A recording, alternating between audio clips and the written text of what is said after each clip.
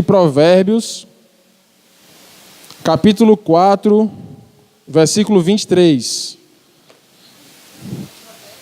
Provérbios, capítulo 4, versículo 23. Enquanto os irmãos acham, existe uma pessoa que toda semana encontra comigo, ou quase toda semana, diz: pastor, eu faço parte da Igreja Nova Vida, embora eu nunca tenha ido lá.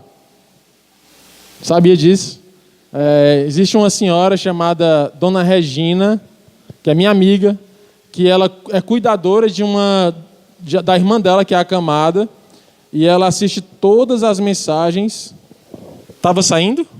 Estava saindo aí? E ela assiste todas as mensagens no YouTube, porque a irmã dela é acamada, ela não tem como ver a igreja. Mas ela já assistiu tantas mensagens que ela já se sente parte da igreja. Aí eu queria mandar um abraço para ela aqui no YouTube, e você também que está nos assistindo pela internet, que Deus te abençoe. Para não perder o costume, deixe seu like, faça um comentário aí. Aperta o sino. Provérbios, capítulo 4, versículo 23. É um texto bastante conhecido. Diz assim, ó: sobre tudo o que se deve guardar, guarda o coração, porque dele procedem as fontes da vida. Sobre tudo o que se deve guardar, guarda o coração, porque dele procedem as fontes da vida. Agora dê um pulinho aí para Marcos, capítulo 5. O pastor Wesley, na pregação de quarta, ele nos convidou a passar para outra margem. Jesus passou para outra margem e encontrou com o endemoniado gadareno, né? E o pastor Wesley pregou quarta-feira sobre autoridade espiritual. Linda a mensagem. Durante a mensagem, o Senhor falou muito comigo sobre o que aconteceu depois. Então nós vamos aqui continuar a pregação de quarta, lendo esse texto, Marcos capítulo 5, a partir do 21, tá bom? Então vai ser uma leitura um pouco maior do que o comum. Eu peço que você fique atento à leitura da palavra, porque ela vai ser um pouquinho maior. Mas são textos bem conhecidos da igreja, eu creio que todos vão acompanhar. Marcos 5, a partir do 21, diz assim: tendo Jesus voltado no barco para o outro lado, então Jesus estava de um lado, foi para o outro lado, curou o endemoniado gadareno e agora ele volta. Afluiu para ele grande multidão e ele estava junto do mar. Eis que se chegou a ele um dos principais da sinagoga, chamado Jairo, e vendo-o prostou-se aos seus pés e insistentemente lhe suplicou: minha filhinha está à morte, vem e impõe as mãos sobre ela para que ela seja salva e viverá. Jesus foi com ele. Grande multidão o seguia, comprimindo-o. Aconteceu que certa mulher que havia 12 anos vinha sofrendo de uma hemorragia e muito padecera à mão de vários médicos, tendo despendido tudo quanto possuía, sem contudo nada aproveitar, antes pelo contrário, piorando, ou indo a pior. Tendo ouvido a fama de Jesus vindo por trás dele, por entre a multidão, tocou-lhe a veste, porque dizia: se eu apenas lhe tocar as vestes, ficarei curada. E logo se lhe estancou a hemorragia, e sentiu no corpo estar curada do seu flagelo. Jesus, reconhecendo imediatamente que dele saíra poder, virando-se no meio da multidão, perguntou: quem me tocou nas vestes? Responderam-lhes os discípulos: vês que a multidão te aperta e dizes: quem me tocou? Ele, porém, olhava ao redor para ver quem fizera isso. Então a mulher, atemorizada e tremendo, cônscia do que nela se operara, veio, prostrou-se e diante dele declarou-lhe toda a verdade. E lhe disse: filha, a tua fé te salvou. Vai-te em paz e fica livre do teu mal. Falava ele ainda, quando chegaram alguns da casa do chefe da sinagoga, a quem disseram: a tua filha já morreu, por que ainda incomodas o mestre? Mas Jesus, sem acudir a tais palavras, disse ao chefe da sinagoga: não temas, crê somente.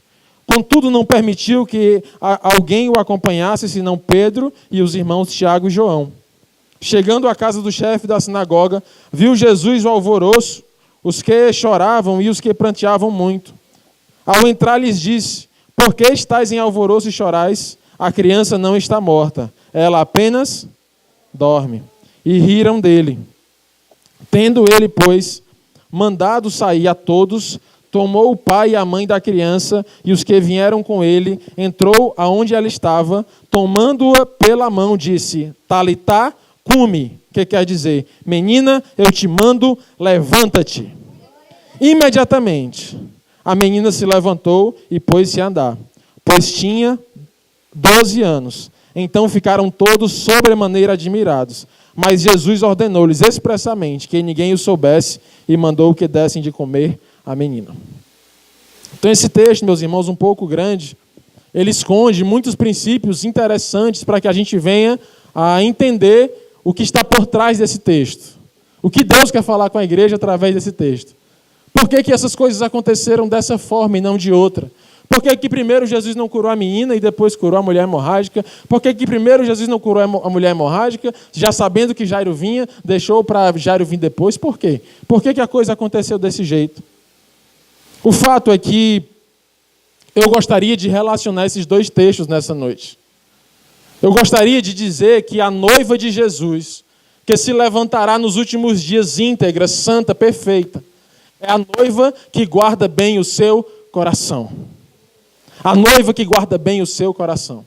Nós vivemos em meio a pelo menos, aproximadamente 800 mil evangélicos em Fortaleza. 800 mil evangélicos em Fortaleza. Atualmente. A tendência é que em 2030, 2035, nós sejamos em maior número do que qualquer outra religião no Ceará. Os evangélicos. A tendência da curva estatística. Mas eu pergunto, o quanto dessa noiva está com o coração guardado? Ou será que, por outro lado, nós vimos nos institutos de pesquisa uma expressão que não é comum da igreja evangélica? Não faz parte de nós. Eu, como pastor, não aceito essa expressão que diz evangélicos não praticantes. Isso não existe.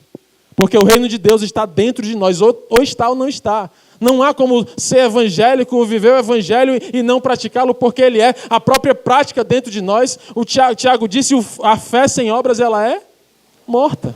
Então, se o evangelho é dinâmico, é prático, se alguém não é praticante dele, ele não o é.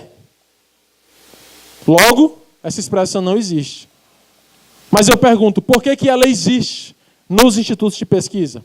Porque nós vivemos num tempo em que a noiva de Jesus, a igreja do Senhor, tem aberto o seu coração para as vozes da vida, as vozes do mundo, as vozes das tentações, as vozes da ciência, as vozes da filosofia, as vozes da psicologia, as vozes da psiquiatria.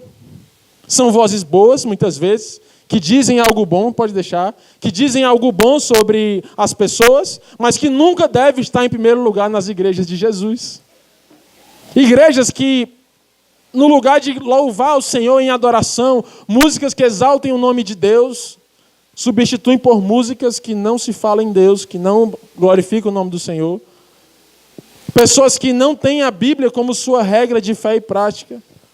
Essa é a igreja que não guardou o seu coração. A igreja que abriu a brecha, abriu o espaço para a ação de Satanás. E a Bíblia fala, Jesus fala de uma parábola onde de noite, num campo de trigo, veio um homem e semeou joio. De noite, sem ninguém perceber. De noite, na escuridão. De noite, na espreita. De noite, covardemente. De noite, no pecado. O inimigo tem lançado joio no meio da igreja de Jesus. Mas não se desespere.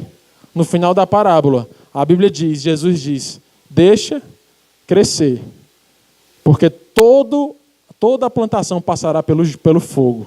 E aquilo que for palha vai se queimar. Mas o que for o meu trigo eu pegarei para mim. Aí eu te pergunto com todo carinho, uma palavra até um pouco dura.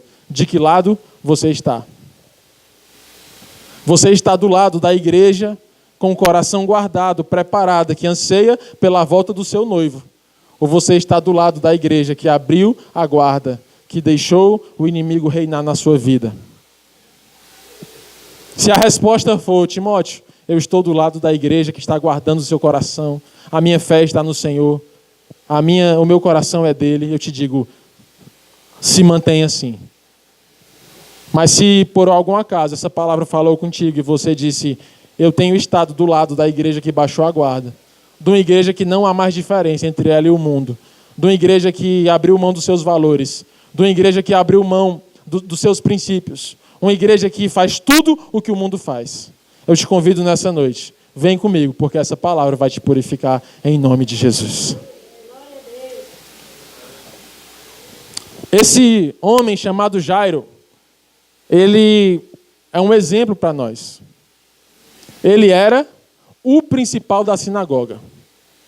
Na minha Bíblia, diz assim, enquanto Jesus andava, veio seguindo um homem chamado Jairo, o principal da sinagoga. Sabe o que significava o principal? O principal era o chefe. Ele era um fariseu. E hoje você chamar alguém de fariseu é uma ofensa, né? Vai, seu fariseu, né? É uma ofensa. Mas naquela época não, ser fariseu era um status.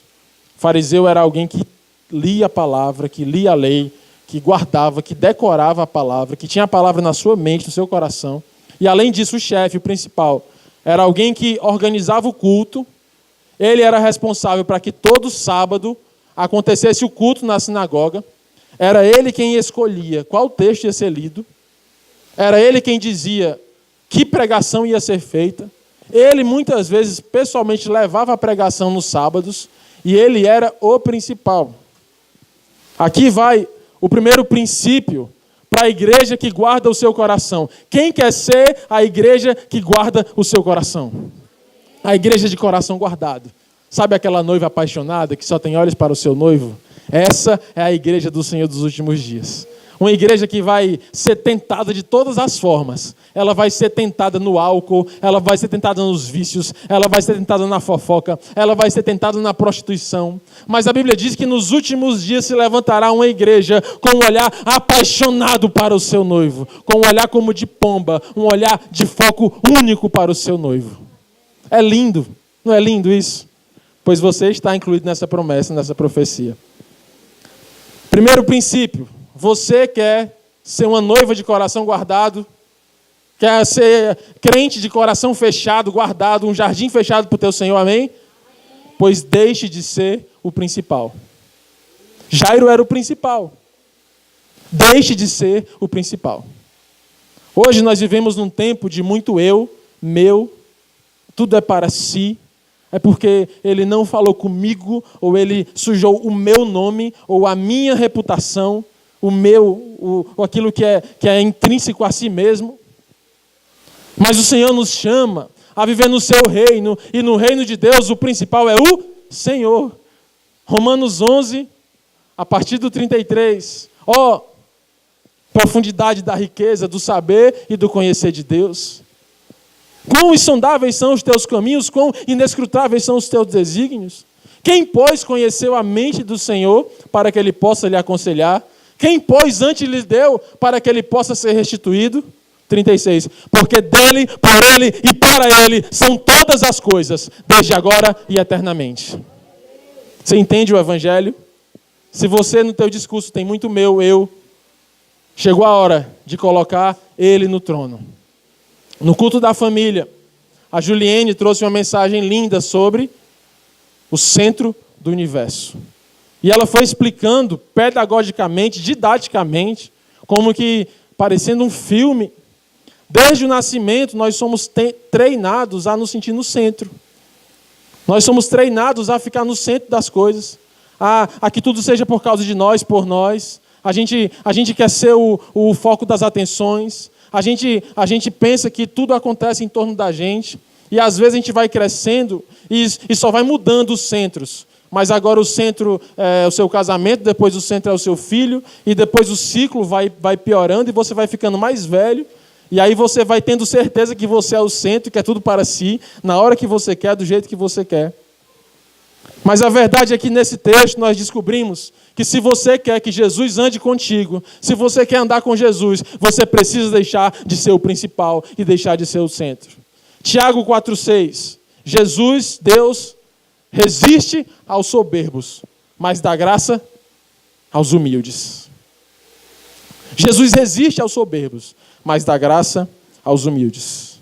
Eu estou aqui para te dizer que o reino de Deus começa com a humildade no teu coração. Quando você olha para si mesmo, se arrepende e diz: eu não sou nada sem ti, Jesus. Eu entrego a minha vida para ti, Jesus. Até agora foi sobre mim, sobre o que eu gosto e sobre o que eu quero. A partir de agora é tudo para você, é tudo para o que o Senhor quer, para o que o Senhor deseja, no teu tempo, no teu jeito, no teu reino. Eu quero fazer agora a tua vontade. Aí começa o milagre do reino de Deus. Jesus é o principal. A Bíblia diz que aquele homem, antes do principal, se prostrou aos pés de Cristo. Se prostrou. E intensamente o suplicou: Jesus, a minha filha está à morte. Vem comigo curá-la.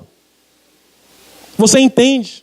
Um homem que antes era o fariseu, o principal, que mandava abrir a Bíblia e ler, que dizia que horas ia começar, dizia que horas ia terminar, botava ordem na igreja, na sinagoga, um homem fariseu, cumpridor das leis, agora estava ali prostrado, ajoelhado, com o rosto nos pés de Jesus, dizendo: Jesus, a minha filha está à morte, vem comigo. Ele deixou de ser o principal. Eu te pergunto, uma pergunta reflexiva, não precisa responder. Você é o principal da sua vida? A tua vida gira em torno de você mesmo. Os teus sonhos dizem respeito somente à tua vontade. Você tem acordado e dormido para si mesmo.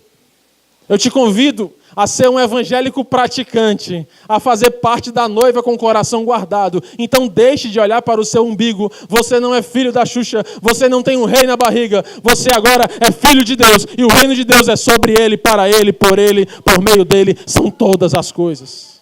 Todas as coisas. Aconteceu isso na vida de Paulo.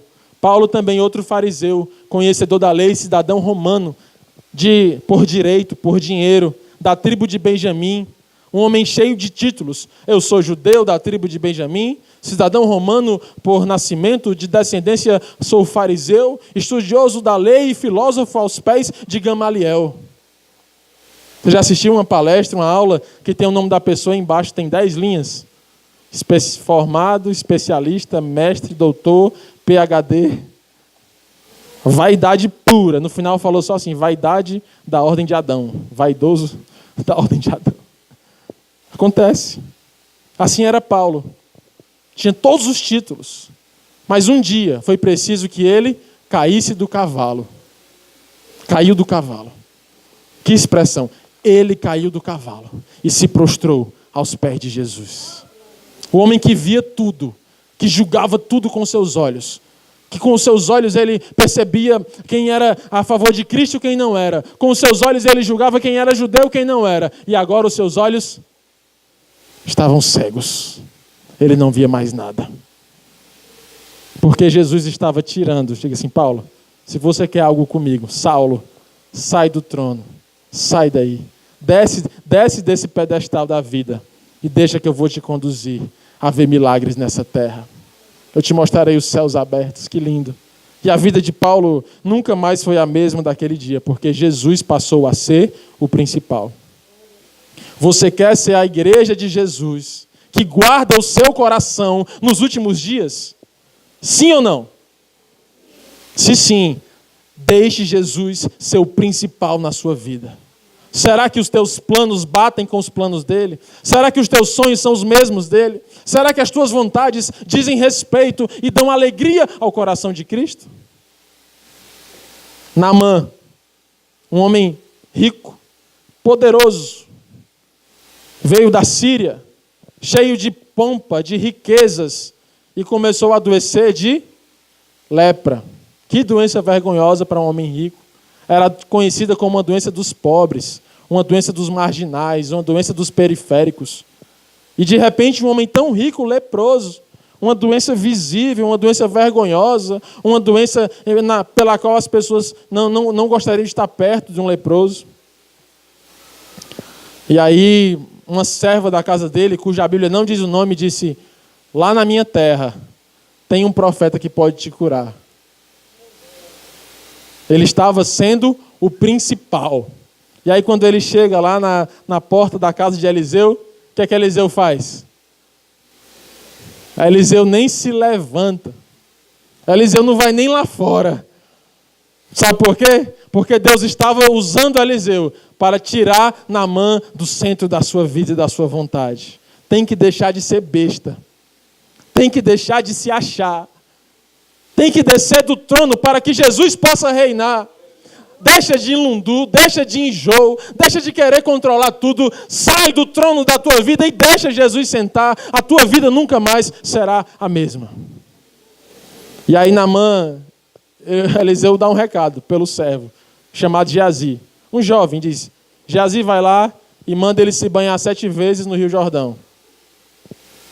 Aí ele olha para o auxiliar dele lá do exército e diz assim, acaso lá em Damasco não tem rios tão mais bonitos e limpos do que em Israel? Se fosse para me banhar em rio, eu banhava lá em casa. Aí o servo dele disse assim, Naamã, você já está aqui? Já estamos aqui, né? Bora. Já estamos aqui. E aí ele desceu do trono da sua vida e mergulhou 7 vezes no Rio Jordão. E no 7º mergulho ele foi curado. Mas ele foi curado não pelo rio, ele não foi curado pelo remédio, pela água do rio. Ele foi curado porque no seu coração entrou humildade para reconhecer que Deus faz do seu jeito, da sua maneira, no seu tempo e conforme a sua vontade. O reino de Deus é formado de ex. Já viu essa crítica? Será que na igreja só tem ex, ex-alcoólatra, ex-viciado, ex não sei o quê? Já ouviu isso? A igreja é dos ex. Mas eu te digo mais, vamos num lugar mais profundo nessa noite. A igreja não é só dos ex alguma coisa. Ex coisas da vida. A igreja é dos ex principais. É dos ex que se achavam que antes eram o rei da cocada preta. Antes era aqueles que ninguém podia mexer no calo dele, era aquele que tinha sempre uma resposta na língua, era aquele que andava com dura cerviz, cervical, nariz empinado, cangote grosso. E agora você está aqui no reino de Deus, porque você entendeu que o principal não é mais você, mas é Ele. A igreja que se levanta nos últimos dias é a igreja que encontra no principal o seu Jesus, o meu Jesus. A igreja que não teme, ainda que ela seja desagradada, ela diz, muito mais desagradado foi o meu Senhor. Você sabe, os discípulos, eles começaram a se animar depois que Jesus morreu, ressuscitou. A irmã Nira sabe dessa história. Aí eles se animaram, começaram a pregar a palavra no templo, fora do templo. E aí mandaram prender os discípulos. Aí decidiram o que iam fazer, reuniram os sábios, os anciãos de Israel. O que a gente faz com esses homens? Estão tumultuando, estão realizando milagres, as pessoas querem segui-los. Vamos matar? Vamos deixar preso? Vamos levar para outro canto? E começou a discussão. Até que um homem muito sábio disse assim, olha, vamos fazer o seguinte, se essa obra não for de Deus, por si só ela vai se destruir. Mas se essa obra for de Deus, ninguém poderá resistir a Deus.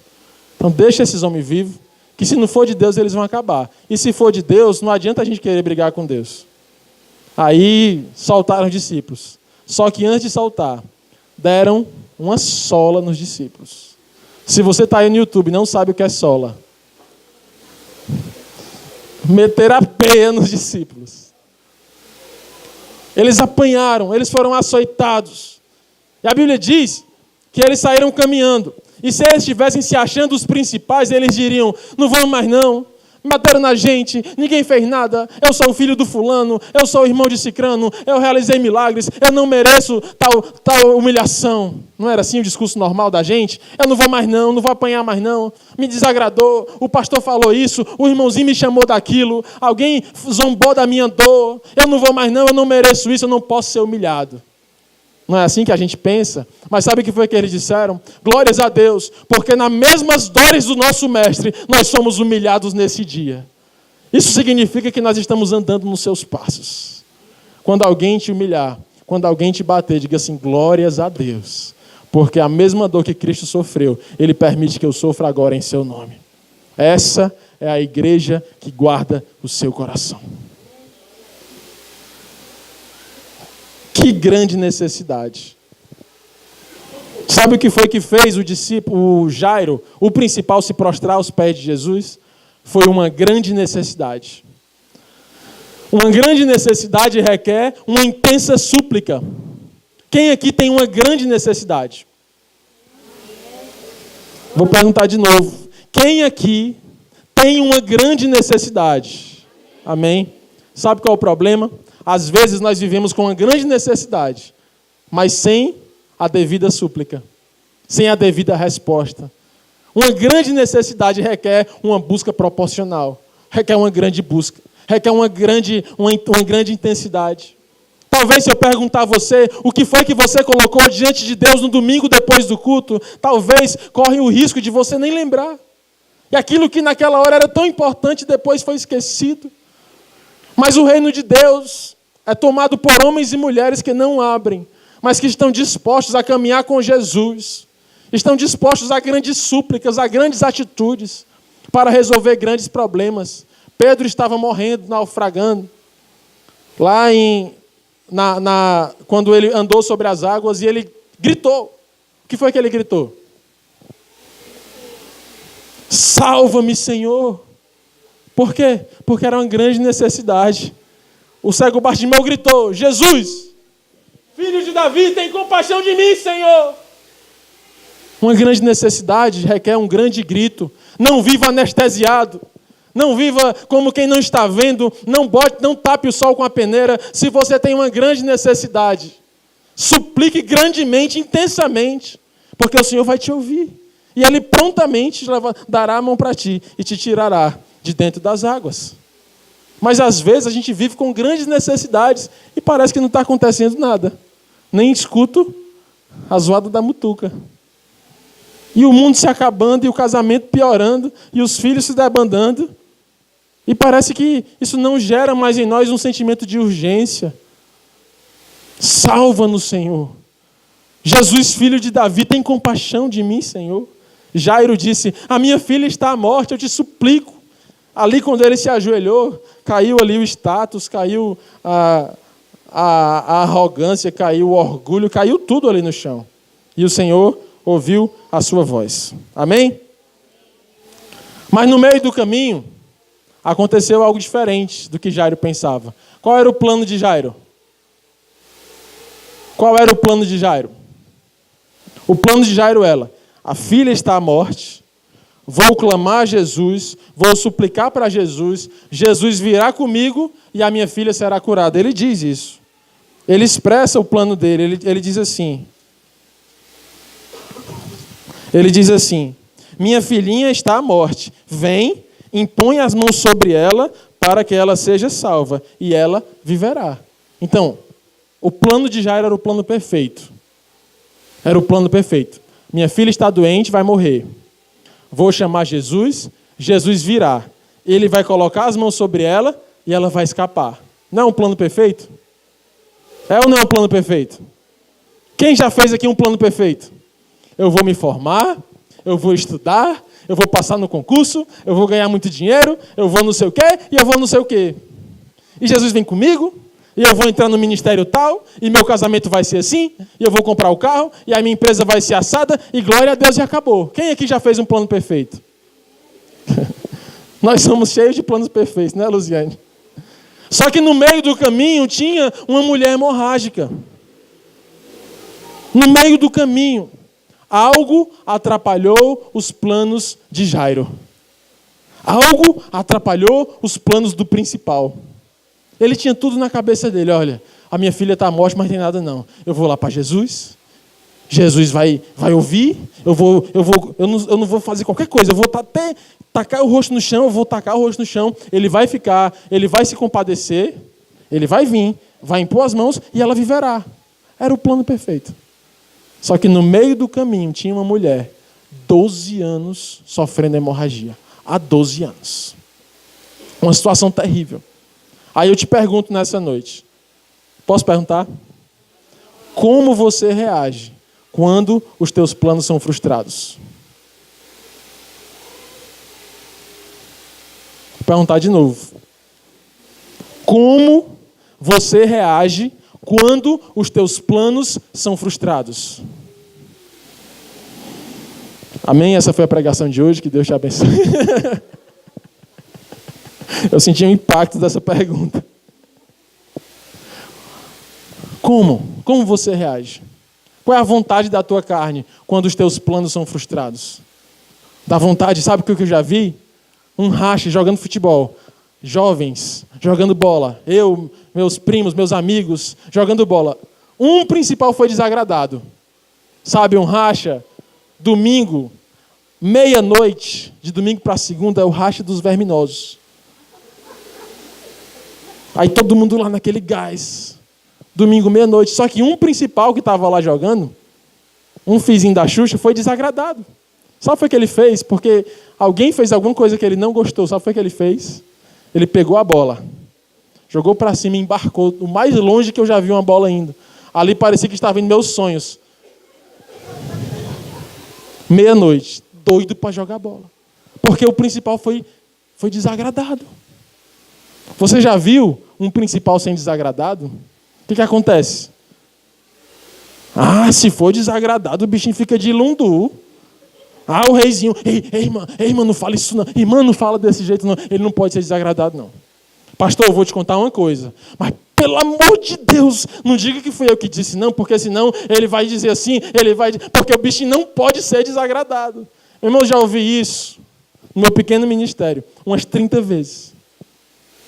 Sabe por quê? Uma geração de pessoas, de bibelôs, uma geração de corações de vidro, uma geração de pessoas sensíveis demais, uma geração de meninos e meninas que viraram homens e mulheres, mas têm o seu coração ainda na sua infância, imaturos, frágeis, que não sabem ser frustrados nos seus planos.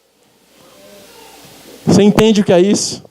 Mas a igreja que se levanta nos últimos dias é uma igreja que, ainda que os seus planos falhem e sejam frustrados, ela levanta a cabeça, ela bate a areia dos joelhos e ela anda em frente, em rumo a Jesus Cristo. Não passei no concurso no ano que eu esperava. Sim, a filha de Jairo também não foi curada na velocidade que Jairo esperava. Quem sabe que os teus planos são realmente perfeitos? Quando eu disse assim, planos perfeitos, coloque várias aspas aí. Porque você não sabe o que são os teus planos, se eles são perfeitos. A primeira reação, quando os teus planos são frustrados, qual é? Reclamar. Não é reclamar? Vou mais brincar de igreja não. Eu sou doido para entrar no grupo de louvor e a Juliane não deixa. O Wes não diz nada. Eu fico tocando em frente a ele e ele não me chama. Vou mais não. Fui frustrado. Sou doido para pregar, o pastor Walter não me dá a vez. Vou mais não. Estou frustrado. O que é que você reage? Tem um tipo de coração que eu coloquei um nome. O coração do reclamão. Que vai ilustrar nossa pregação nessa noite. Estamos já encerrando. O coração do reclamão, irmã Nira. Sabe, quando foram olhar a terra prometida, haviam 12 espias. 10 de coração reclamão. E 2 homens de Deus, Josué e Calebe. Você sabe o nome dos 10? Não? Sabe por quê? Porque ninguém quer se lembrar do nome de coração reclamão. Ninguém quer se lembrar. É chato estar perto de quem está só reclamando, não é? Coração reclamão. Mas o pior é que a reclamação ela não é só palavra. A Bíblia diz que o que sai da nossa boca é do que está cheio o nosso coração. Uma boca reclamona, ela é fruto de um coração reclamão. E uma mentalidade de reclamação. Se você for ler o livro de Êxodo, o livro de Levítico, o livro de Números, o livro de Deuteronômio, você vai ver várias vezes o povo reclamando, murmurando. O povo saiu, gente, debaixo da escravidão do Egito. Um povo extremamente imoral, um povo que adorava animais, um povo cheio de coisas que desagradavam a Deus. Aí eles saem da escravidão, vão andando no deserto por milagre. Comendo maná, bebendo água da rocha, tudo acontecendo na frente deles. Milagre de dia, uma nuvem protegia eles do sol. De noite, um fogo aquecia eles do frio. As roupas dele não se desgastavam. Mesma sandália, mesma roupa e tudo dando certo. E eles só reclamando, só reclamando, só reclamando. Ah, me tirou do Egito para quê? Para morrer aqui de sede? Foi. Quem é tu, Moisés? Fizeram eleição, igreja, para tirar Moisés. A Bíblia diz que Moisés se entristeceu até chorar. Teve uma hora que Moisés olhou para Deus, aqui vai outra pregação, capítulo 11 de Números, e disse: acaso fui eu que pari esse povo, meu Deus? Você imagina o nível de estresse que colocaram Moisés para ele dizer isso? Aí quando eles chegam de frente da terra, que mana leite e mel, Valdiano, um cacho de uva, que precisava 2 homens para carregar. Só um cacho de uva. Aí o que é que eles fazem? Reclamam. 10 reclamando.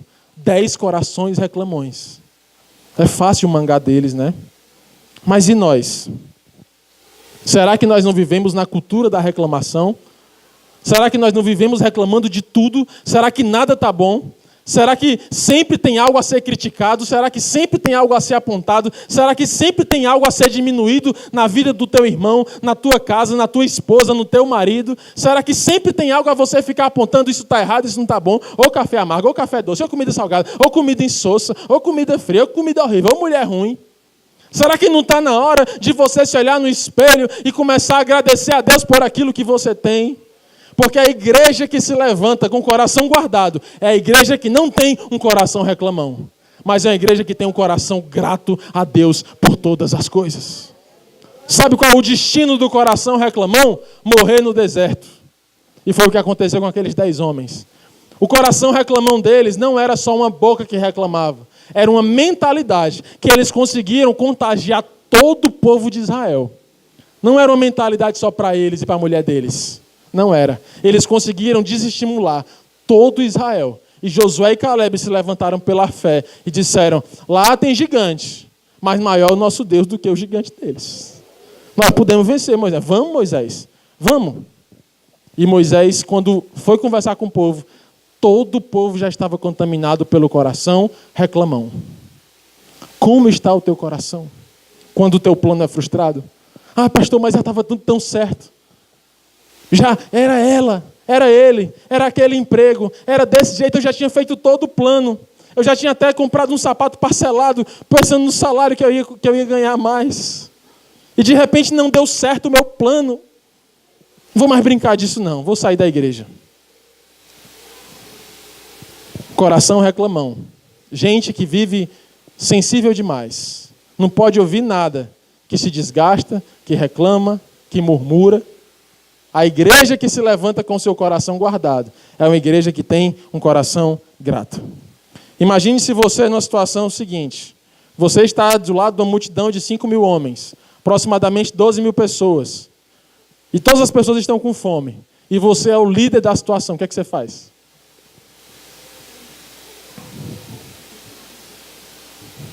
Você é o líder, tem 12.000 pessoas com fome. O que é que você faz? 12.000 pessoas para você dar conta. Dá de comer. O que é que você faz? Começa reclamando, não? E agora, meu Deus? Como é que eu vou fazer isso, meu Deus? O que você me enviou para esse negócio, meu Deus? E agora eu sou dono do mercantil, para dar de comer a tanta gente. Começa a murmurar. E é isso mesmo? Será que é isso mesmo? Será que Deus me chamou para isso? Sabe o que foi que Jesus fez? O que é que nós temos aqui? Me traga, o que é que nós temos? 5 pães e 2 peixinhos. E ele olhou para o céu e deu graças. Ele agradeceu. Em meio à crise, pessoas famintas. Você já viu gente com fome? Já, gente com muita fome. Reclamando de tudo, né? Chato que só. Jesus olhou para o céu e deu graças. Jó começou a perder tudo na vida dele. Perder tudo. O plano de Jó não deu certo. O plano do homem Jó não deu certo. Ele planejou o quê? Ser fiel a Deus. Ele planejou fazer negócios. Ele planejou ter uma esposa, ter seus filhos. Ele planejou que seus filhos fossem prósperos. Ele planejou viver muito bem na terra. Mas chegou um dia que o plano dele não deu certo. Começou a morrer filho, começou a morrer animal, começou a perder casa, começou a perder saúde, começou a ficar doente. E o que foi que Jó disse? O Senhor meu Deus me deu, o Senhor meu Deus me tirou, louvado seja o nome do Senhor. Coração guardado, coração do céu, coração que não está sujeito às tempestades da vida. Você está no meio de um coração reclamão. O seu coração é um coração reclamão. Ah, Senhor, eu botei esse negócio, mas não está dando certo. Aí começa a murmurar, começa a reclamar. O pior não é a palavra que sai da boca. O pior é o pensamento que gerou a palavra. Mas em Filipenses capítulo 4, o Senhor nos ensina como devemos orar. Através da vida de Paulo. Ele nos ensina. Você quer receber a fórmula da vitória? Parece aquelas pregações midiáticas, né? Mas você vai entender porque eu estou dizendo isso. Você quer receber a fórmula da vitória? A fórmula de você orar e acontecer? Tem concurseiro aqui? Concurseiro, muitas vezes tem seu plano frustrado, porque nem sempre o primeiro concurso é o que você passa, né? Mas os planos de Deus são maiores do que os seus, meu amigo e minha amiga. Mas em Filipenses capítulo 4, Paulo sai da igreja de Filipenses, no seu último capítulo, para dar tchau. E ele levanta uma oração. Ele diz um jeito de você orar. A Bíblia diz que nós oramos e não recebemos por quê? Pedimos mal. Orais e não recebeis porque pedis mal. Aí Paulo diz assim, ó. Você tem um pedido a Deus? Amém ou não amém? Você tem um pedido aí a Deus? A Juliane ministrou aqui sobre a situação que às vezes arranca lágrima dos olhos da gente. Uma causa que não é respondida, uma dificuldade que não é resolvida. Você tem uma causa dessa, uma petição? A Bíblia chama essa sua causa de petição. Diga assim, petição. É assim que a Bíblia diz. Olha o texto de Filipenses 4. Alegrai-vos no Senhor. Mas Timóteo está falando de petição. Aí Paulo olha para a igreja, né? Eu imagino ele escrevendo, alegrai-vos no Senhor. Aí ele diz, outra vez digo, alegrai-vos. No meio da crise, Paulo diz, alegrai-vos no Senhor. No meio das petições, das dificuldades, Paulo te diz, alegrai-vos no Senhor. O coração que recebe, a igreja que tem o seu coração guardado nos últimos dias, é uma igreja grata, uma igreja cheia de gratidão, uma igreja que agradece a Deus pelo que tem e pelo que vai receber. Aí ele diz, alegrai-vos no Senhor. Mais uma vez eu digo, alegrai-vos. Seja a vossa moderação conhecida de todos, porque perto está o Senhor. Não andeis ansiosos por coisa alguma, antes apresenteis as vossas petições com orações, súplicas e ações de graça. Ações de graça. Você vai pedindo e vai agradecendo. Você vai suplicando e vai agradecendo. Aí ele continua. Seja as vossas petições apresentadas diante de Deus com orações, súplicas e ações de graças. Aí ele diz, não andei ansiosos por coisa alguma. De novo, vou repetir. Antes sejam as vossas petições, vocês vão decorar isso hoje, conhecidas diante de Deus com orações, súplicas e ações de graça. E então, a paz, que excede todo entendimento humano, será guardiã do vosso coração e da vossa mente em Cristo Jesus. Aí ele continua, no que vai pensar? Tá bom, pastor Paulo, né? Faz de conta que Paulo está aqui. Tá bom, pastor Paulo, eu entendi. Mas e agora, o que eu vou pensar? Já que a minha mente tem pensado tanta besteira, ele diz, tudo que é puro, tudo que é perfeito, tudo que é de boa fama, tudo que é de bom grado, tudo que é de boa, tudo que é respeitável, nisto colocai os vossos pensamentos. E assim como eu tenho agido no meio de vós, assim também vós devem agir. Filipenses capítulo 4. Aí está o segredo da vitória da igreja. A noiva de Jesus que tem o seu coração guardado é uma noiva que não reclama, mas uma noiva que agradece e que apresenta diante de Deus as suas petições. Agora vamos falar do mundo real. Antes de você apresentar suas petições para Deus, você apresenta para Deus e o mundo. Todo mundo sabe das tuas coisas. Todo mundo sabe da tua reclamação. Todo mundo sabe das tuas feridas. Todo mundo sabe das tuas úlceras. Paulo diz, apresentai as vossas petições diante de Deus. Não é para você estar conversando na calçada os teus problemas e as tuas feridas, não. Você deve confiar o teu coração aos teus líderes, às pessoas que te amam, às pessoas que têm uma responsabilidade espiritual sobre você e a Deus. Mas um coração reclamão, você chega perto de um coração reclamão, o que acontece? Tudo. Reclamação, A irmã Graça cabeleireira deve saber muito bem disso. Tem horas que dá vontade de cortar a língua ao invés de cortar só o cabelo, né, irmã? Estamos terminando. O tempo está estourado. Apresente diante de Deus as vossas petições, com orações, súplicas e ações de graça. Essa é a igreja curada por Jesus. Quem guarda o coração da igreja é a paz de Cristo que excede todo entendimento humano. É Ele que guarda o coração da igreja. Uma igreja que em meio ao caos, em meio às tempestades, em meio às adversidades, em meio às crises políticas, em meio às crises morais, em meio à violência, tem o seu coração guardado no Senhor. Por quem? Pela paz de Cristo, que excede todo o entendimento humano. Essa é a igreja que vai se levantar nos últimos dias. No final da história, chega a notícia que era ruim, ficou pior. A notícia primeira era: minha filha está doente. E a segunda notícia, a Bíblia diz que enquanto Jesus falava com a mulher hemorrágica, a notícia piorou. Pare de perturbar Jesus, porque a tua filha morreu. A notícia que era ruim ficou pior. Você já passou por isso? Quem aqui já teve uma notícia ruim?